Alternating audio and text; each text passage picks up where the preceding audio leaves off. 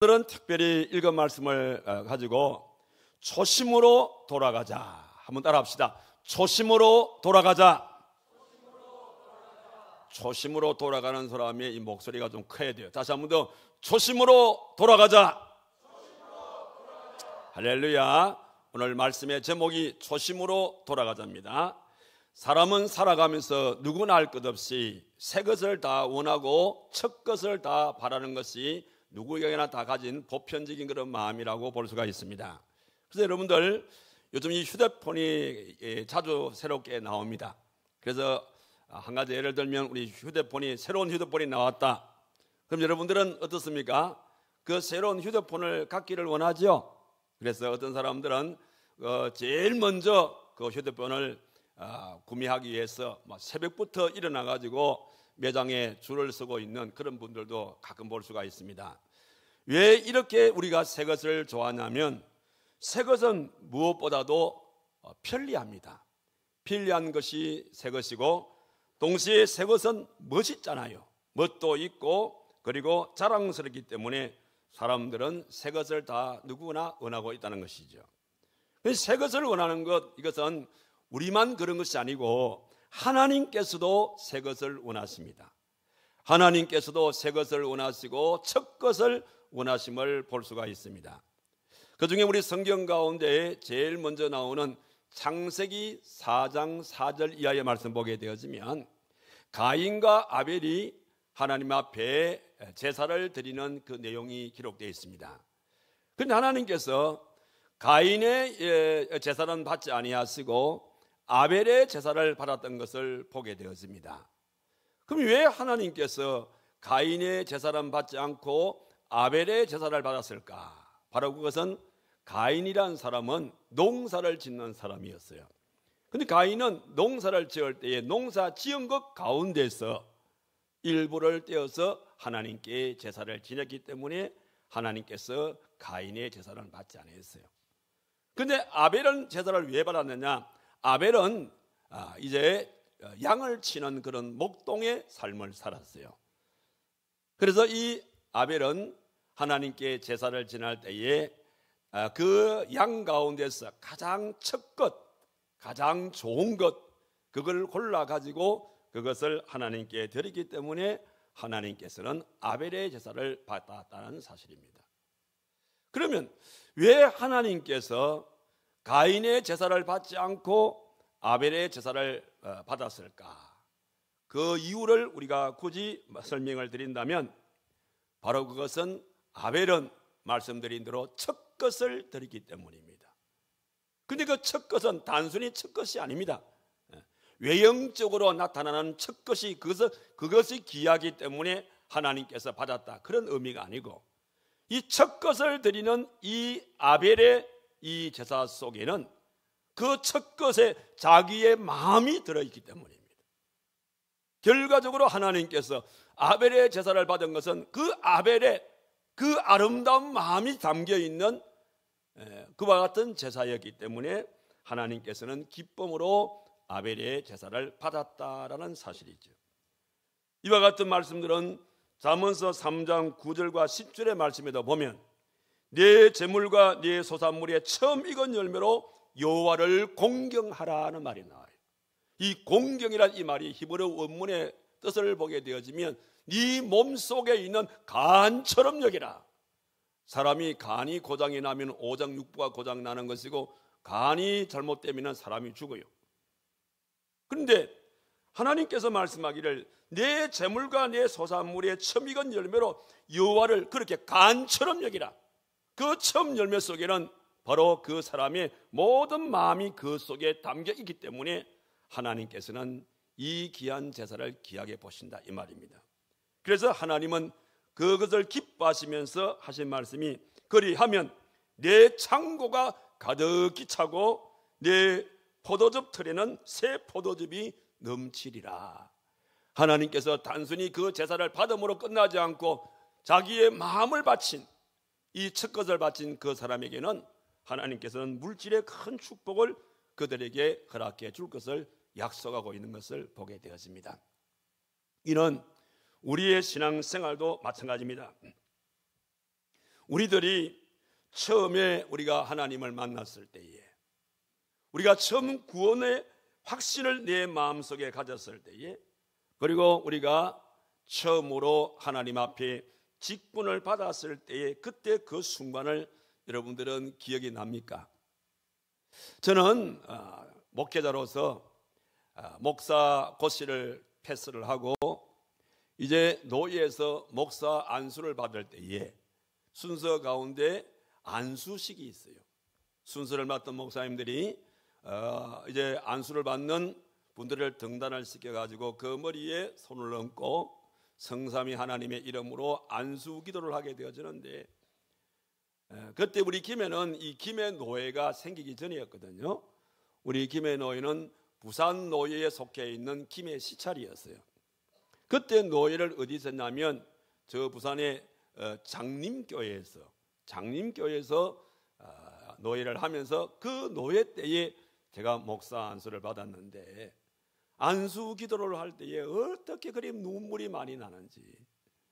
짧은 그 시간이었지만은 제가 여기까지 오기까지의 불신 가정에서 태어나서 아버지의 아주 강한 반대 속에서, 그리고 어렵게 신학 공부를 하고 이렇게 저렇게 해서 오늘 내가 목사가 되기 위해서 안수를 받는다 생각하니까 그렇게 감격스럽기도 하고, 정말 기도 끝날 때까지 제가 많이 울었던 것을 제가 지금도 생각을 해봅니다. 아마 이것은 저만 그런 게 아니고 우리 장로님들, 우리 권사님들, 우리 안수집사님들께서도 임직을 받으실 때에, 특히 우리 이제 남자분들은 법에 따라서 안수기도가 있잖아요. 그래서 장로가 되기 위해서 안수기도를 받고, 또 우리 장립집사가 되기 위해서 안수기도를 받고, 그 다음에 이제 우리 권사님들은 법에 따라서 우리가 머리에 얹고 안수기도는 우리가 하지 않지만 그래도 임직에 대해서 특별히 그들을 위해서 기도하는 그런 시간이 있지 않습니까? 여러분, 그때 안수를 받고 그때 임직을 할 때에 참 주의 종이 기도했을 때에 그때 여러분 마음에 감격이 생각이 납니까? 많은 분들이 보면 다 이제 기도가 끝나면 눈이 붉게요. 보면 감동을 많이 받았다 이 말이죠. 그리고 마음에 아마 여러 가지의 이런저런 결심들을 많이 했을 것이다 생각이 되었습니다. 자, 그러면 그때의 그 감격이 지금도 여러분 마음에 있나요? 이걸 묻고 싶어. 사람이기 때문에 세월이 많이 흘러가다 보면은 나도 모르게 그때의 감격이 사라지더라고요. 그러면서 우리의 신앙 자체가 타성적으로 흘러가게 되어지고, 나도 모르는 사이에 이 나의 주어진 이 사명에 대해서 매너리즘에 빠져버려요. 매너리즘에 빠져보게 되어지면 형식은 살아있지만은 마음의 감동은 다 사라지게 되어지고, 그때에 울먹이면서 그때 하나님 앞에 마음속에 깊이 다짐하고 다짐했던 그 뜨거운 열정들은 다 식어져 버리고 우리의 마음이 옛날로 돌아가는 그런 마음을 느낄 때가 많습니다. 바로 이것은 뭘 말하냐면 그때의 하나님 앞에 눈물로서 다짐했던 그 초심이 다 사라졌다 이 말이죠. 그래서 바울은 에베소서 6장 24절에서 우리 주 예수 그리스도를 변함없이 사랑하는 모든 자에게 은혜가 있을지어다. 여기에 변함없이 사랑하는 자, 이것은 그때나 지금이나 그 초심을 잃지 않고 변함없이 하나님을 믿는 섬기는 이런 자에게 하나님의 큰 사랑의 축복이 있을지어다 라고 그렇게 말씀을 했습니다. 그래서 우리 임직을 받은 분들은 말할 것도 없고, 오늘 이 예배에 참석하신 여러분들 가운데 내가 처음에 하나님 앞에 예수 믿고 처음에 주님 앞에 나와서 예배를 드릴 때 그때 그 심정, 지금 이 순간 하나님께 예배를 드리는 지금의 우리의 이 마음의 상태가 그때나 지금이나 같으신지, 아니면 그때와 지금을 비교해 볼 때에 이거는 아니로구나, 내가 왜 이 모양 이 꼴이 되었지, 내 신앙이 왜 이렇게 되었지, 그런 후회스러운 마음이 있는 분이 계시면 그거는 초심을 잃었다는 증거일시다. 혹 그런 분이 계신다면은 오늘 이 말씀을 통해서 우리의 신앙의 전호를 새롭게 가다듬고 다시 한 번 더 심기일전해서 잃었던 우리의 초심을 다시 회복할 수 있는 그런 복된 시간이 꼭 되기를 주님의 이름으로 축원합니다. 오늘 읽은 말씀 가운데 바로 그와 같은 내용이 소개되고 있습니다. 오늘 이 말씀을 읽어보게 되어지면 이 말씀은 초심을 굉장히 강조하고 있음을 보게 되었습니다. 오늘 이 말씀은 사도 요한이 AD 1세기 말역경에 그가 에베소 교회를 목회하고 있을 그때에 어떤 일이 일어났나 하면 그 당시에 이 로마 황제를 숭배하는 그런 이제 숭배사상이 팽배했던 그런 시대입니다. 그런데 이 에베소 교회를 목회하던 이 사도 요한은 로마 황제의 숭배를 거절합니다. 그리고 교인들에게도 그렇게 교육을 시키는 겁니다. 그 얘기를 들었던 그 당시의 황제가 누구냐면 도미티아누스라는 그런 황제였어요. 이 도미티아누스 이 황제가 그 얘기를 듣고 난 다음에 복음을 전하고 자기에게 자기를 숭배하지 않는 이 사도 요한을 펄펄 끓는 기름 가마에다가 넣어버렸어요. 여러분, 살아있는 사람을 펄펄 끓는 기름 가마에다가 넣으면 어떻게 되겠습니까? 완전히 죽지요. 그냥 사람이 막 튀김이 안 되겠습니까? 기름 가마니까. 그런데요, 펄펄 끓는 기름 가마에다가 사도 요한을 집어 던져 넣었는데 머리털 하나 상하지 않고 살아났어요. 이 사실을 보게 되어진 이 도미티아누스가 깜짝 놀란 겁니다. 굉장히 두려움이 앞섰던 겁니다. 그래서 도미티아누스가 이 사도 요한을 어떻게 하냐면 신하들에게 저 사도 요한을 밤모섬에다가 귀양을 보내라 이랬습니다. 여러분, 이 밤모섬이란 것은 하나의 돌로 만들어진 그러한 하나의 조그마한 섬입니다. 여기는 사람이 살 수가 없어요. 여기는 물 자체가 나지 않는 곳입니다. 그리고 이는 아주 독이 아주 강한 그런 벌레들이 많이 살고 있는, 그래서 거기에 가면 독벌레에 물려가서 죽는 그런 곳이에요. 그런 곳에 사도 요한을 귀양을 보낸 겁니다.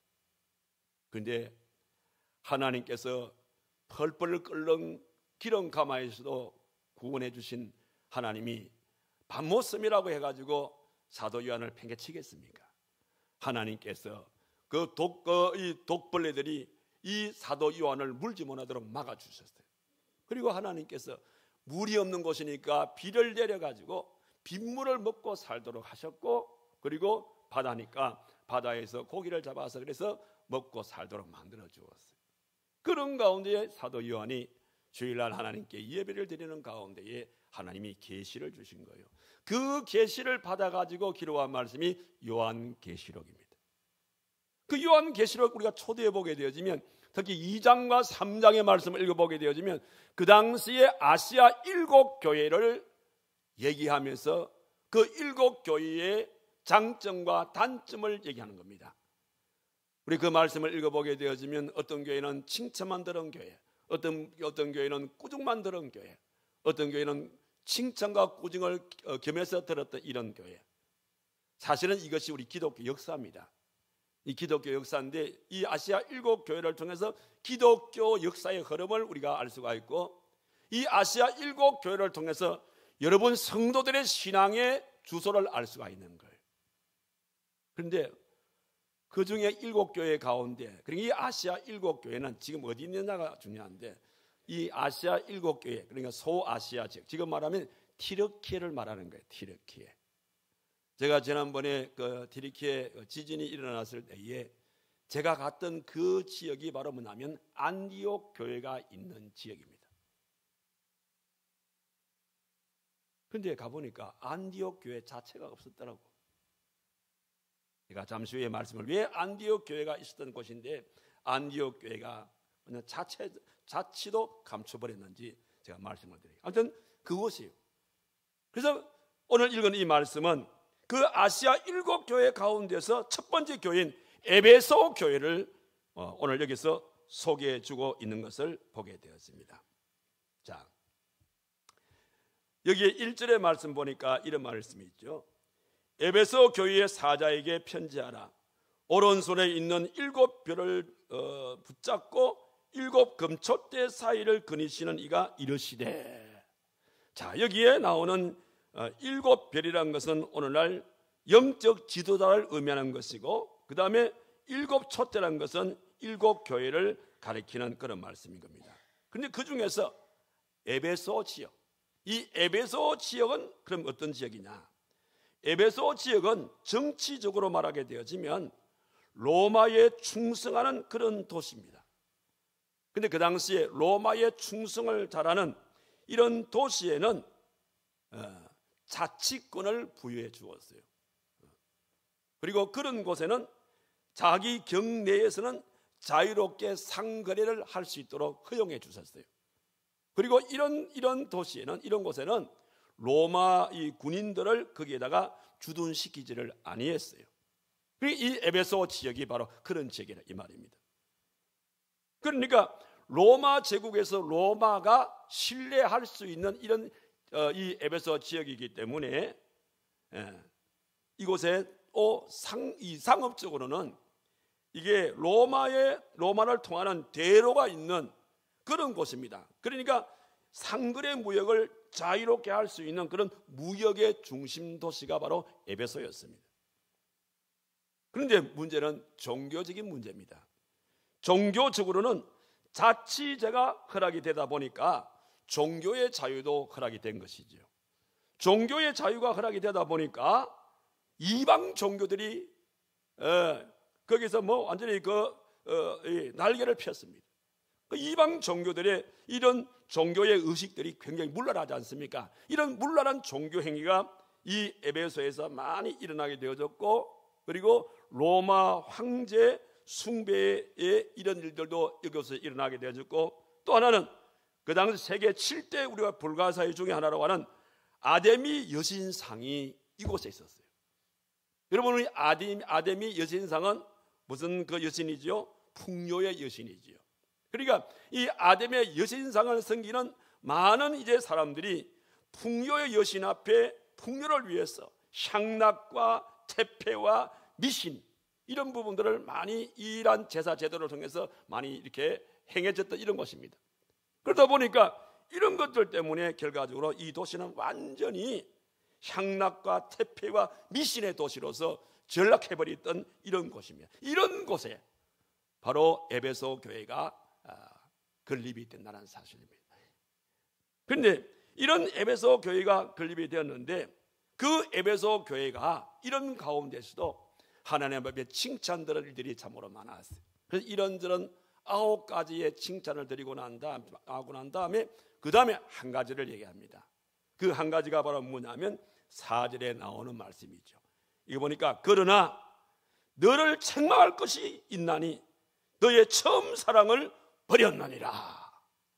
너의 처음 사랑을 버렸느니라. 이렇게 말씀하시면서 아주 음하게 책망하는 그런 말씀이 여기에 기록되는 것을 보게 되었습니다. 자, 그렇다면 오늘 이 에베소 교회의 신앙의 상태를 조금 더 구체적으로 여러분들에게 소개하면서 우리가 초심으로 돌아가는 방법을 우리가 알기를 원하는 겁니다. 자, 에베소 교회는 한마디로 말씀을 드리면 초심을 잃어버린 교회였어요. 초심을 잃어버린 교회가 바로 에베소 교회였다는 사실이죠. 그런데 이 에베소 교회가 초심을 잃기 전에 그 미신이 아주 그 심하고 태폐와 향락의 도시로 전락해 있던 이러한 이 에베소에서 그들은 굳건하게 믿음을 잘 지켜나갔던 사람이에요. 그래서 하나님께서 그런 와중에도 믿음을 잘 지키고 있는 이 에베소 교회의 그 믿음을 잘 지키는 항목을 하나하나 들먹이면서 크게 칭찬을 하고 있는데, 그 칭찬의 내용이 어디 나오냐면 여기 2절을 보세요. 자, 이거 보니까 내가 내 행위와 수고와 내 인내를 알고 또 악한 자들을 용납하지 아니한 것과 자칭 사도라고 하되 아닌 자들을 시험하여 그의 거짓된 것을 네가 드러낸 것과 3절 보세요. 또 내가 참고 내 이름을 위하여 견디고 그 다음에 게으르지도 아니한 것들을 내가 아노라. 이렇게 8가지를 칭찬하는 겁니다. 이거 보면 이 내용이. 그런데 더 중요한 게 하나 더 있어요.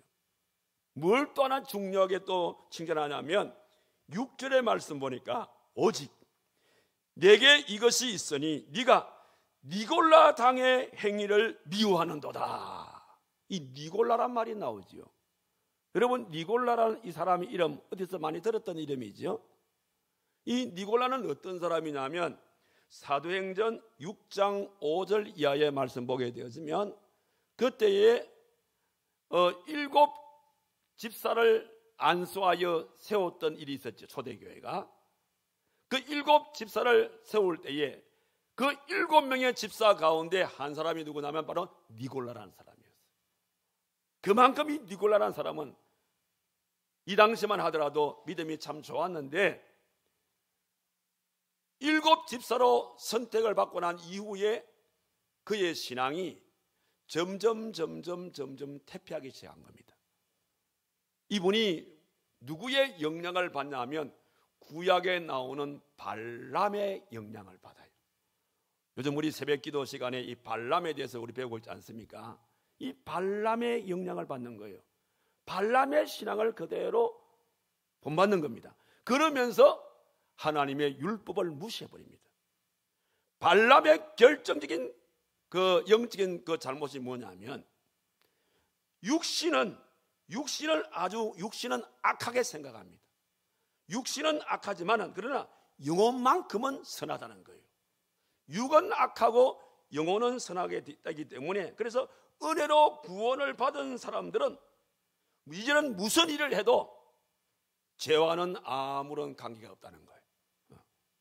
구원받은 사람은 영이 선하기 때문에 그래서 육신으로 죄를 짓는 것은 영적으로는 아무런 상관이 없다. 이러한 사상을 믿는 사람들이 바로 누구냐? 니골라 등 사람들이었어요. 이런 니골라 등 사람들이 이 에베소 교회에 깊숙이 파고 들어온 겁니다. 그런데 그 칭찬의 하나가 뭐냐면 그런 유혹에 따랐지만은 이 에베소 교회 성도들은 니골라 당의 유혹에 넘어가지 않았다. 나 그거 참 박수 보낸다 이 얘기입니다. 이렇게 9가지는 참 잘했어요. 그런데 오게티라고 가장 중요한 것 한 가지를 이행하지 못했어요. 그게 바로 무엇인가 하면은 오늘 4절에 나온 그 말씀이지요. 그러나 너를 책망할 것이 있나니 너의 처음 사랑을 버렸노라. 이 처음 사랑을 버렸다는 겁니다. 그래서 5절에서 처방을 합니다. 그러므로 어디서 떨어졌는지를 생각을 하고 회개하여 처음 행위를 가지라. 만일 그리하지 아니하고 회개하지 아니하면 내가 네게 가서 내 촛대를 그 자리에서 옮기리라. 무슨 말씀이죠? 촛대를 옮기리라. 에베소 교회가 그런 악조건 가운데서 신앙을 끝까지 잘 고수를 했는데 신앙 고수에는 열을 올렸지만은 진작 그가 처음 주님을 만났을 때에 그 첫사랑을 잊어버렸다 이 말입니다. 그래서 그 첫사랑을 빨리 회복해라. 초심으로 돌아가라 이 말입니다.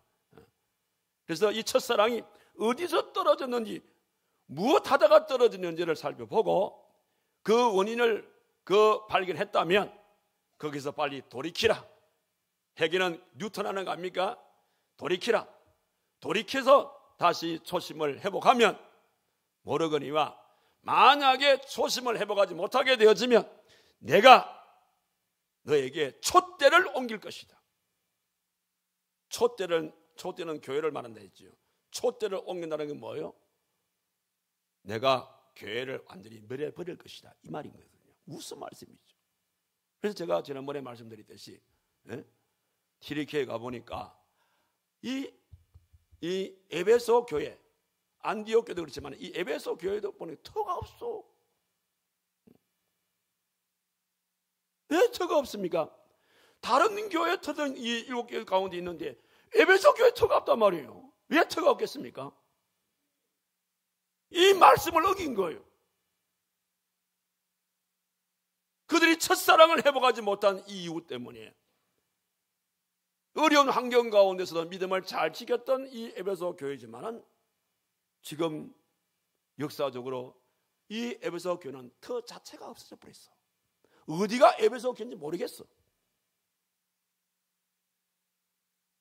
저는 그러나 짐작으로 아마 이곳이 에베소 교회의 터일 것이다 라고 안내하신 분이 그때 저하고 같이 간 우리 선교사가 아마 무슨 이곳이 이 에베소 교회의 터일 겁니다. 이렇게 짐작으로 우리가 할 뿐이지 에베소 교회라는 이 교회는 이 지구상에서 싹 사라져 버렸어요. 왜? 이거 어기서 하나님 촛대를 옮겼다는 거예요. 저는 이 설명을 들으면서 TDK에서 내 머리가 쩍비하게 서더라고요.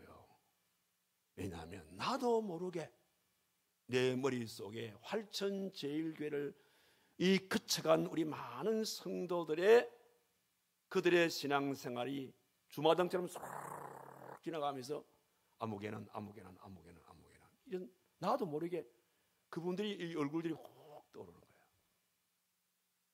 누구냐? 첫사랑을 잃어버린 사람들이에요.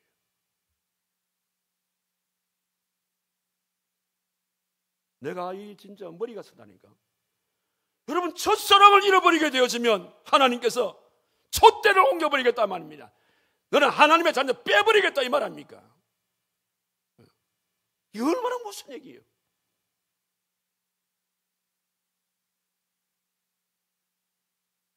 오늘 여러분들 가운데서 혹시 그런 분인지 모르겠어요. 여러분 가족들 가운데서 그런 분이 있습니까? 여러분 촛대를 옮긴다는 말입니다. 그 사람을 버리겠다 이 말인 것입니다. 역사가 증명해 주고 있지 않습니까?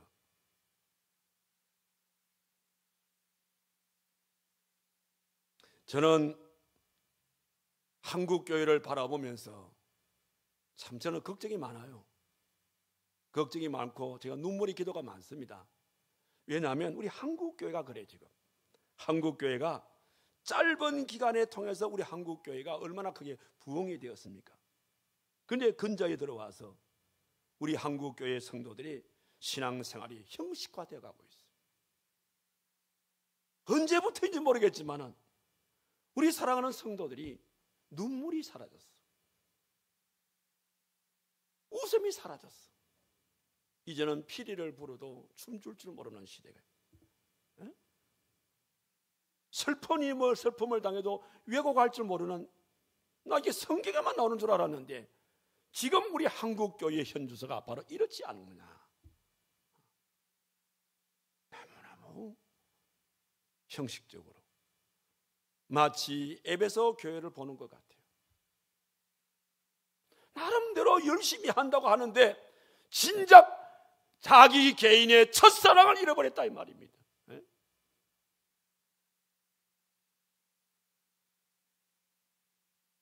그래서 만약에 너희들이 첫사랑을 잃어버리고 너가 지금까지 믿음생활을 한다면 나는 네가 개인이든 너희 가정이든 너희 교회든 나는 버릴 것이야. 아예 촛대를 아예 옮겨버릴 것이야. 하나님의 음령하신 이 경고의 메시지를 결코 여러분들 소홀히 하지 마세요. 그래서 여러분 자신이 진단할 때에 오늘의 말씀 속에서 내가 처음 예수님을 만났을 때 그때의 내 모습과 지금의 내 모습을 발견해 볼 때에, 비교해 볼 때에 내가 생각해도 많이 식은 것 같다. 내가 옛날에는 이렇게 안 했는데 내가 왜 이렇게 됐지? 무엇 때문에 이렇게 됐지? 언제부터 이렇게 됐지?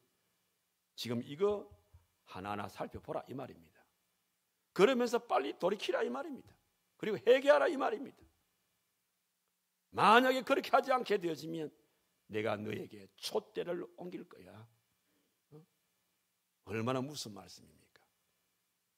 그래서 개인이든 가정이든 우리 교회든 할 것 없이 우리 한국교회 현주소가 어른이 우리 모두가 하루빨리 그 원인과 어디서 떨어졌는지 어디서 식어버렸는지 그 원인을 잘 우리 발견해서 거기에서 오늘 말씀 따라서 깊이 회개하고 그리고 돌이켜서 그래서 초심을 다시 회복함으로써 하나님께 버림받지 아니하고 오히려 하나님께 사랑받을 수 있는 저와 여러분 되기를 주님의 이름으로 축원합니다. 자, 그렇다면 초심을 우리가 초심으로 돌아가라고 이렇게 말씀하시는데, 그러면 우리가 구체적으로 초심으로 돌아가려면 어떻게 해야만이 초심으로 돌아갈 수 있을까? 초심으로 돌아갈 수 있는 몇 가지 방법을 여러분들에게 제시해드리면, 제일 첫 번째가 뭐냐면 내가 처음 구원받았을 때에, 여러분 다 기억나지요? 내가 처음 구원받았을 때의 그때의 감격 있습니까? 그때의 감격. 우리가 처음 구원받았을 때에 주님 앞에 나와서 예배를 드리면서 찬송만 불러도 눈물이 났어. 대표자가 기도만 하더라도 눈물이 났어요. 목사님이 말씀을 읽고 말씀을 전할 때에 설교 끝날 때까지 앞이 안 볼 정도로 눈물을 많이 흘렸던 그런 적이 있죠. 저도 있어요. 그런데 언제부터인가 이런 부분들이 자꾸 식어져 가지 않느냐 한번 살펴보시기를 바랍니다. 하나님은 지금도 우리들에게 이런 구원의 감격을 갖기를 원하는 겁니다. 그래서 시편 기자도 시편 4편 7절의 말씀 보니까 주께서 내 마음에 두신 기쁨은 그들의 곡식과 새 포도주가 풍성할 때보다도 더하다. 여러분, 구원의 기쁨이란 것은 내가 대풍작을 이룬 것보다 더 기쁘다 이렇게 말했어요. 그런가 하면 하박국 선지자는 하박국서 3장 17절과 18절에서 비록 무화과 나무가 무성하지 못하고 포도나무에 열매가 없으며 감람나무에 소출이 없으며 밭에 먹을 것이 없고 외양간에 소가 없을지라도 나의 구원의 하나님으로 말미암아 기뻐하리로다. 할렐루야. 네. 그리고 바울도 빌립보서 4장 4절에서 주 안에서 항상 기뻐하라. 내가 다시 말하노니 기뻐하라고 그렇게 말했어요. 그래서 오늘 저와 여러분들 내 신앙을 점검해 볼 때에 나도 언제부터인지는 모르겠지만 나의 첫사랑이 다 식어져 버린 것 같아. 그게 여러분들이 원인이 발견되었다면 어디서 떨어졌는지 무엇 때문인지를 또 이것을 원인을 또 우리가 확인이 되었다면 돌이키면서 여러분의 마음속에 제일 먼저 할 것이 뭐냐면 구원의 감격을 갖는 거예요. 돌이키기만 하고 빈자리를 두게 되어지면 또다시 돌아갑니다. 이제는 돌이켰다면 다시 돌아가지 않기 위해서는 내가 처음 주님을 만났을 때의 그 구원의 감격을 우리 마음속에 내내 우리 마음속에 그 구원의 감격을 되새기라 이 말이에요. 소가 되새김을 하듯이 매일같이 혹이라도 내 신앙이 식어진다라고 그런 생각이 들면은 또다시 내가 처음 주님 만났을 때에 그 구원받을 때의 그 감격을 다시 한 번 더 되살려보라. 그럴 때에 우리는 초심으로 돌아갈 수가 있는 거예요. 그 다음에 또 하나는 무엇인가 하면 내가 처음 은혜를 받았을 때에 감사를 회복하시라고 그렇게 말씀하고 있습니다. 여러분, 우리가 따지고 보면 우리는 항상 하나님의 은혜 가운데 살고 있다는 사실을 잊지 마시기를 바랍니다. 오늘 이 한순간도 우리 하나님이 우리에게 은혜 베풀어 주지 않게 되어지면 우리는 살아갈 수가 없어요. 그래서 하버드 대학 발달 심리학자인 하워드 가드너라는 교수는 이런 말을 합니다. 불행한 사람은 가지지 않는 것을 사랑하고 행복한 사람은 가진 것을 사랑한다. 그런 얘기를 했어요. 이건 곧 무엇을 말하냐면 원래 성경적으로 우리 인생은 이 땅에 태어나게 되어질 때에 빈손으로 태어났지 않습니까? 그렇잖아요. 뭘 가지고 온 게 아무것도 없잖아요. 그러니까 우리의 생활 속에 어떤 감사를 얘기하게 된다면 감사의 출발 지점은 제로 베이스 감사로 보면 됩니다. 원래 내게는 아무것도 없는 상태에서 우리가 무엇이 감사거리가 생기면 그 제로 상태에서 감사거리가 생겼기 때문에, 그러니까 우리는 적든 많든 간에 있는 만큼만 감사하면 된다, 이 말이에요. 한번 따라해 보세요. 적든 많든 간에, 한 번 더, 적든 많든 간에 있는 만큼 감사하자. 아멘이십니까? 내가 많이 가졌기 때문에 감사하는 게 아니에요. 항상 여러분들은 비교의식이 있지 않습니까? 아니, 하나님 아무개는 이렇게 많이 복을 주시고 나는 왜 이렇게 주십니까? 그래서 감사보다는 원망과 불평할 때가 많지 않습니까?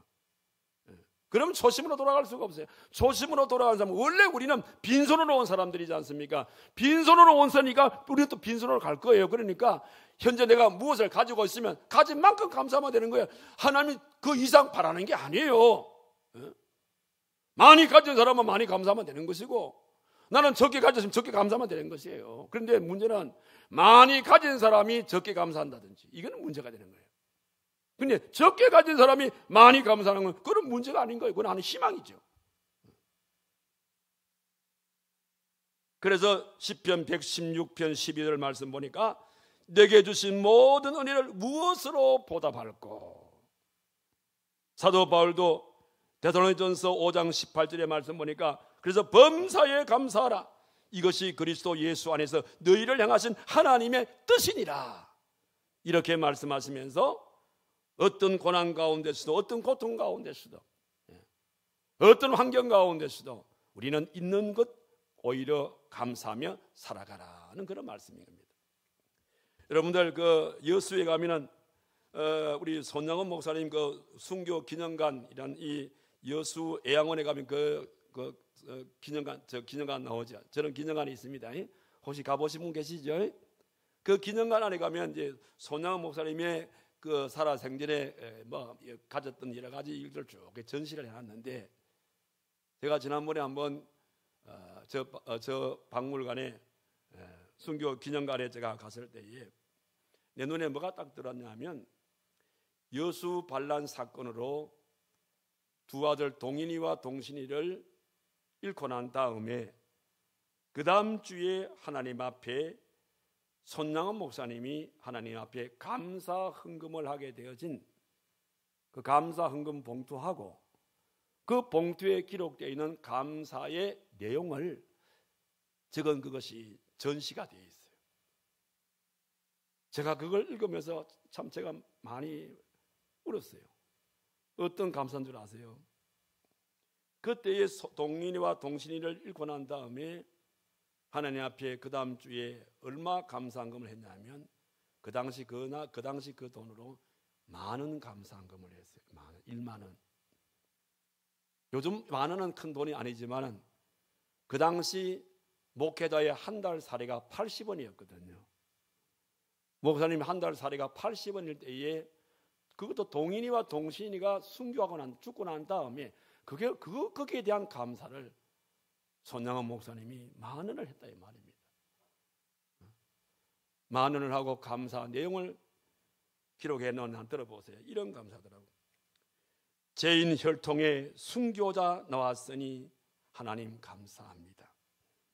예수 믿다가 죽어도 감사한데 전도하다가 죽었으니 감사합니다.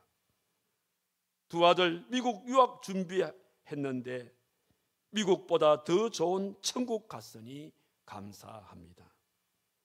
원수를 아들로 삼을 수 있는 사랑 주셨으니 감사합니다.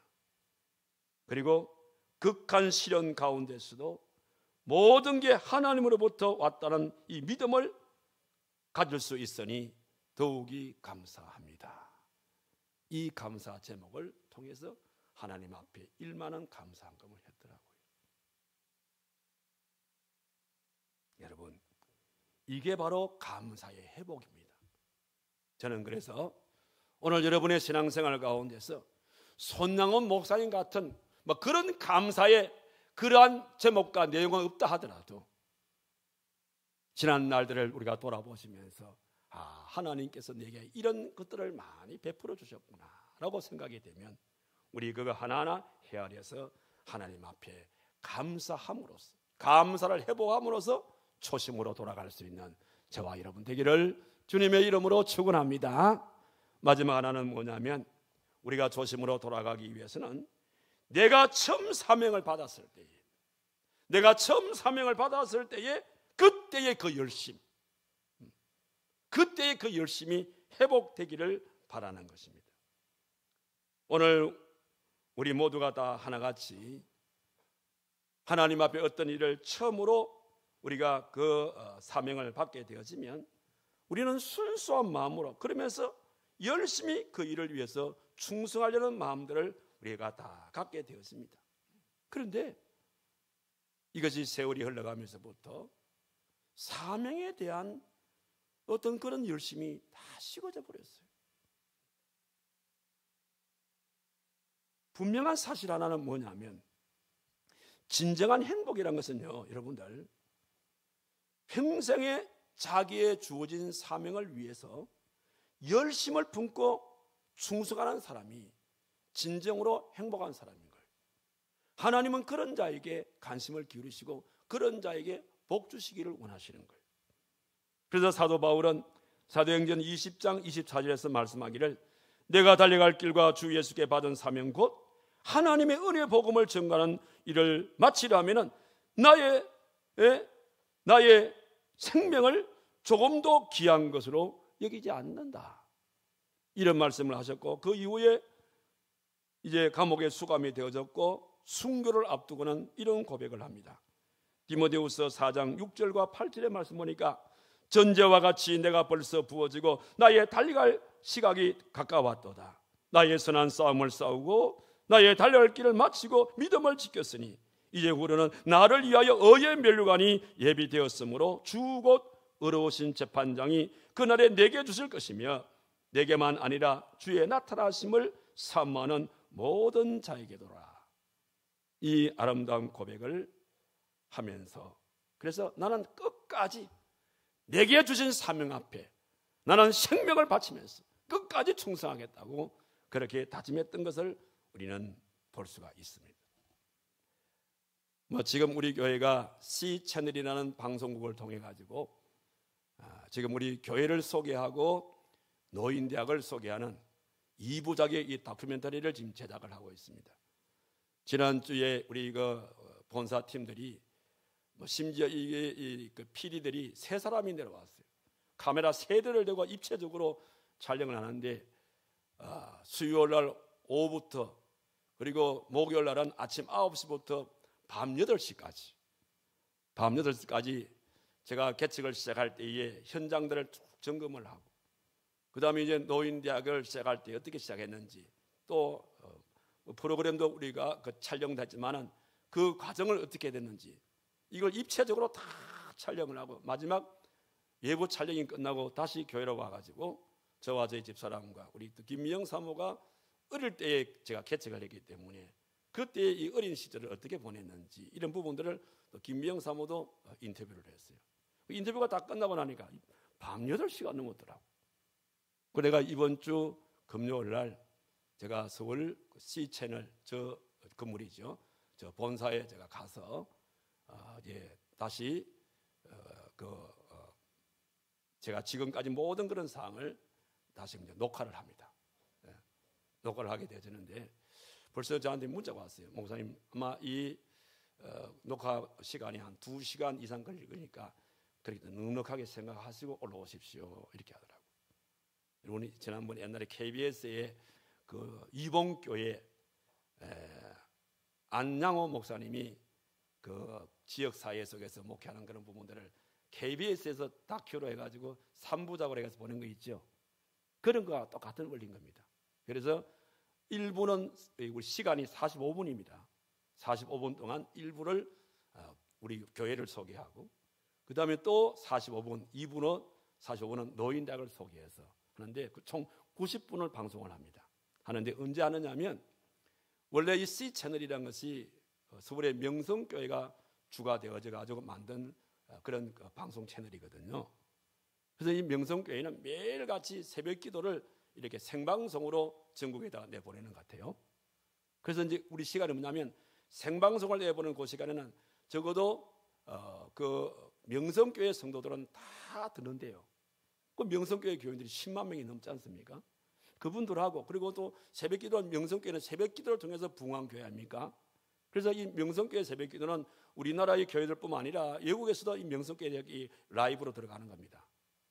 들어가서 그걸 하는데 그 끝나자마자 우리 교회가 나오는 겁니다. 그래서 아침 6시 40분부터 시작해서 7시 25분까지 45분 동안 자기들 말로 이게 황금 시간이다, 골든 타임이다, 이렇게 말하고, 그 골든 타임에 우리 교회를 소개하고 노인당을 소개하고 싶다. 아마 이거 방송 나가고 난 다음에는 아마 한국 교회에 큰 도전이 될 겁니다 하고 오히려 PD와 작가가 더 흥분이 되어 있더라고요. 저는 현장을 가면서 뭘 봤냐면, 옛날 제가 초창기에 처음 들어와 가지고 주민들에게 제가 멸시당하고 천대받고, 그다음에 이제 뭐 이런 일들, 그때가 그 현장을 돌면서 쭉 이제 촬영하니까 그때가 자꾸 생각이 나더라고.